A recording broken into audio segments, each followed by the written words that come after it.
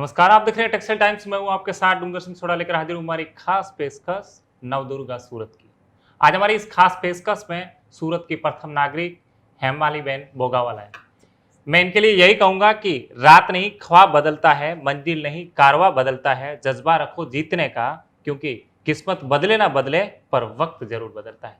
पहले तो आपका बहुत बहुत स्वागत हेमाली जी बहन। धन्यवाद। जी, हेमाली बहन, क्या कहोगे संघर्ष से शिखर तक का जो ये आपका सफर है, इसको लेकर आप क्या कहेंगे? जी जी आज के इस चैनल में मैं आप सब सूरत वालों को हार्दिक हार्दिक नवरात्र की शुभकामनाएं देती हूँ। जब विषय आता है महिलाओं के लिए संघर्ष से शिखर तक, तो मैं कहना चाहूँगी कि कहीं पर भी हो आप, संघर्ष तो हर किसी को ही करना है, चाहे वो महिला हो या पुरुष हो। संघर्ष के बिना कोई भी आगे नहीं बढ़ सकता। लेकिन हाँ, अगर उस संघर्ष के साथ साथ आपका परिवार, आपका समाज, आपके आजू बाजू में रहने वाले लोग अगर आपके साथ है, तो सच में वो संघर्ष एक बहुत बड़े मुकाम तक हमें पहुंचाता है। जी, आपका संघर्ष कैसा रहा मैडम जी? क्योंकि एक कॉर्पोरेटर से ये मेयर और राजनीतिक करियर का जो सफ़र है वो किस प्रकार का?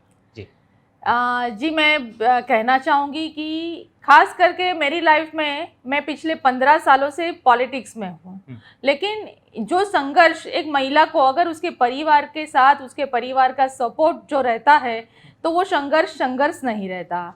अगर हाँ, एक महिला होने के नाते कई बार ऐसी परिस्थितियाँ होती है कि हमें वहाँ पर हमें सोचना पड़ता है कि पहले परिवार है या पहले पॉलिटिक्स है। तो उन दोनों को साथ में उस परिस्थिति में, उस दोनों परिस्थितियों के सामने एक महिला कैसे बाहर निकलती है, तो वो उसके लिए बहुत मायने रखता है। कई बार ऐसा होता है कि पॉलिटिक्स या उसमें आगे जाने के लिए हमें बहुत सारी दौड़ लगाते हैं और पीछे हमारा परिवार छूट जाता है। लेकिन अगर हम सोच समझकर अपने परिवार के साथ और अपने पॉलिटिक्स या अपने किसी भी फील्ड में अगर आगे जाने के लिए सबको साथ लेके चलेंगे, तो मुझे यह अनुभव है कि हम अपने तय मुकाम पर बहुत आसानी से पहुंच सकते हैं। जी, क्या कहेंगे आज की जो महिलाएं हैं वो आत्मनिर्भर कैसे बने? क्योंकि सूरत टेक्सटाइल का हब है, डायमंड का हब है, या रोजगार के बहुत से माध्यम हैं। तो महिलाएं सूरत की वो कैसे आत्मनिर्भर बने, उसको लेकर क्या कहेंगे? जी खास करके मैं अगर महिला को आत्मनिर्भर करना है, उसको महिला सशक्तिकरण करना है, तो उसके लिए हमें 3 हमारे स्टेप्स है। सबसे पहला है कि महिला को अपने एजुकेशन में बहुत ध्यान देना चाहिए। अगर वो एजुकेटेड है, उसने पढ़ाई की है, कई बार ऐसा होता है कि घर में अगर लड़का लड़की दोनों सेम स्टैंडर्ड में सेम एजुकेशन लेते हैं, तो कई बार ऐसा होता है कि हम लड़की को ऐसा बोलते हैं कि आपको बाहर जाने की पढ़ने की ज़रूरत नहीं है, लड़के को हम अमेरिका यूके भेजने के लिए तैयारी करते हैं। लेकिन अब समाज बदल गया है, हमारा जीवन भी बदल गया है। तो उसके साथ साथ हम देखते हैं कि आज कई लड़कियां आगे पढ़ाई के लिए बाहर जाती है और अपने पैरों पर खड़ी होती है। मैं उस परिवार को बहुत धन्यवाद देना चाहूँगी कि आपने सही मायने में एक लड़की को, एक स्त्री को एक अलग दर्जा दिया है। और यही सबसे पहला है कि वो एजुकेटेड हो। और उसके बाद में महिलाओं को सशक्त होना है, शारीरिक सशक्त होना है। उसकी एक वजह है, अगर हमें 24 घंटे काम करना है, परिवार के साथ रहकर, परिवार को साथ लेकर, समाज को साथ लेकर, अब हमें अपनी फील्ड में जाना है, काम करना है, तो हमारे पास एक सशक्त हमारा शरीर होना चाहिए। अगर कई बार ऐसा होता है कि हम सुबह से निकलते हैं, दोपहर में अगर हमारे पैर दुखते हैं, हमारा सिर दर्द होता है, तो हमें काम करने की इच्छा नहीं होती। तो महिलाओं को अपने बारे में भी, अपने आरोग्य के बारे में भी सोचना चाहिए। उसकी भी पूरी जो भी सुविधा है वो हमें अपनी तरफ भी करनी चाहिए। अगर वो सशक्त है, उसका आरोग्य अच्छा है, हम देखते हैं कि कई बार कई महिलाओं को ब्रेस्ट कैंसर हो या फिर ट्यूमर हो या फिर टीबी हो, ऐसी कई बीमारियां हो सकती है। और हाल अभी हम ये 1 तारीख से 30 तारीख तक हम कैंसर मंथ या महीना हमारे सूरत में, हमारे पूरे गुजरात में ये चल रहा है। तो उसके हिसाब से मैंने देखा है कि कई महिलाओं को ब्रेस्ट कैंसर की भी बीमारी होती है। तो ये सब बीमारी होने के कारण महिला अपने परिवार का भी ध्यान नहीं रख पाती, अपने खुद का भी नहीं और अपने कैरियर का भी नहीं। तो ये जो दूसरा स्टेप है, तो महिलाओं को अपने आरोग्य के बारे में भी इतना ही अवेयर रहना चाहिए।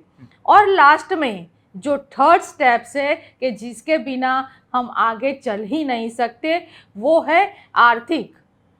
हमारे पास अगर पैसा नहीं है तो हम कुछ भी नहीं कर सकते।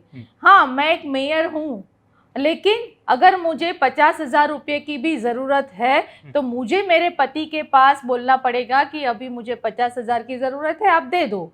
और देते भी है, उसमें कोई कमी नहीं है, परिवार सब साथ में रहता है। लेकिन एक हफ्ते बाद, एक महीने बाद वो पति ज़रूर पूछेगा, वो बेटा ज़रूर पूछेगा कि वो 50,000 का आपने क्या किया। सही बात है ना जी। बस तो मैं वही बताना चाहती हूँ कि अगर खुद हम अपने फील्ड में अपने पैरों पर, और सूरत तो ऐसे टेक्सटाइल सिटी है, टेक्सटाइल में भी कहीं सारी महिलाएं आगे बढ़ी है। डायमंड सिटी है, तो हमने देखा है कि डायमंड इंडस्ट्रीज में भी कई महिलाओं ने अपने पैर फैलाए हैं, कई महिलाएं आगे बढ़ रही है। और सूरत सिटी जैसे एक मिनी भारत है, अलग अलग देशों से, अलग अलग राज्यों से लोग यहाँ पर बसे हुए हैं और सब अपने परिवार के साथ, और वहाँ महिलाएं भी सूरत सिटी में काम कर रही है। मुझे बड़ा बड़ा गर्व होता है कि मैं सूरत शहर में जन्मी हूँ, पली बली हूँ और मेरी 7 पीढ़ियाँ सूरत शहर में हैं। सूरत एक ऐसा माध्यम है, तो उसकी वजह से हम आर्थिक संक्रमण से भी लड़ सकते हैं और अपने पैरों पर खड़े होने के लिए यहाँ पर बहुत बड़ी हमारे पास तक है, हमारे पास वो है कि जहाँ हम खुद आगे बढ़ सकते हैं।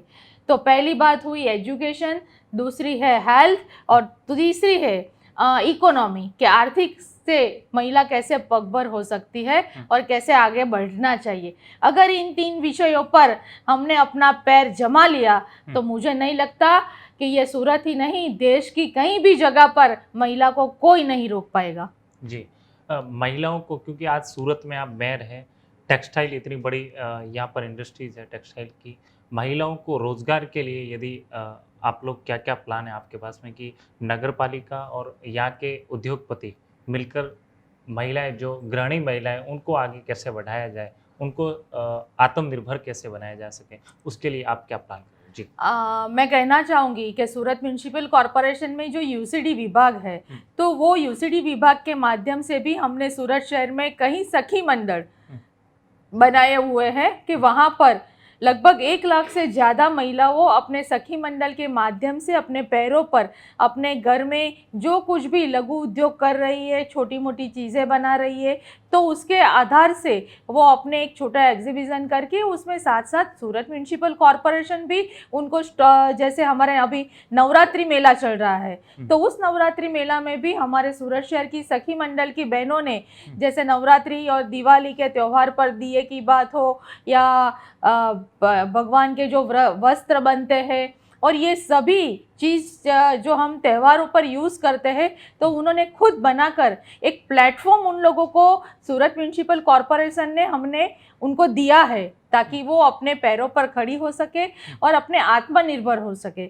अगर बात करेंगे सूरत में, तो सूरत की ऐसी कई सामाजिक संस्था है, कई एनजीओ है, कई ऐसे उद्योगपति है जो अगर महिला लक्षी कोई भी योजनाओं हो, अगर मैं बात करूंगी तो भारतीय जनता पार्टी के नेतृत्व वाली गुजरात सरकार ने भी मुख्यमंत्री उत्कर्ष योजना सहित 1 लाख रुपए की लोन बहनों को बिना ब्याज के दी है और उसके माध्यम से वो बहनों भी बहुत आगे बढ़ चुकी है, बहुत आगे काम कर रही है। जी, क्या संदेश देना चाहोगे इस नवरात्रि के महापर्व पर महिलाओं को और साथ ही सूरत की जनता को? जी, मैं सूरत शहर के सभी मेरे सूरत वासियों को सबसे पहले तो मैं बहुत बहुत बहुत धन्यवाद कहना चाहूँगी, क्योंकि जैसे कोरोना महामारी में पिछले 2 साल से हम लोगों ने जितनी मुसीबत हमारे यहाँ जो पूरे देश में थी और सूरत में भी थी, लेकिन सूरत शहर आप लोगों की वजह से, आप लोगों के साथ सहकार की वजह से कोरोना रिकवरी रेट में भी सूरत शहर पूरे देश में प्रथम नंबर पर है। और वैक्सीन की अगर बात निकले तो वैक्सीन में भी पूरे राज्य में सूरत शहर अव्वल है, प्रथम नंबर पर है। तो आप लोगों को मैं कहना चाहूँगी कि आप लोगों भी अभी कोविड गाइडलाइन का संपूर्णपणे अपना उस गाइडलाइन को फॉलो करें, सोशल डिस्टेंस रखें, मास्क पहने और आने वाली त्योहारों में भी गाइडलाइन के मुजब ही आप उस त्यौहार मनाएं, ताकि सूरत सुरक्षित रहे, सूरत स्वच्छ रहे, सूरत सुंदर रहे। धन्यवाद। चलो, बहुत बहुत धन्यवाद। तो ये थे सूरत के मेयर हेमाली बोगावाला, जिन्होंने साफ तौर पे संदेश दिया कि आगामी आने वाले त्योहारों में आप कोरोना की जो गाइडलाइन है उसका विशेष तौर पर ध्यान रखें, उसका पालन करें। आज की इस खास रिपोर्ट में इतना ही। आप देखते रहिए टेक्सटाइल टाइम्स। नमस्कार।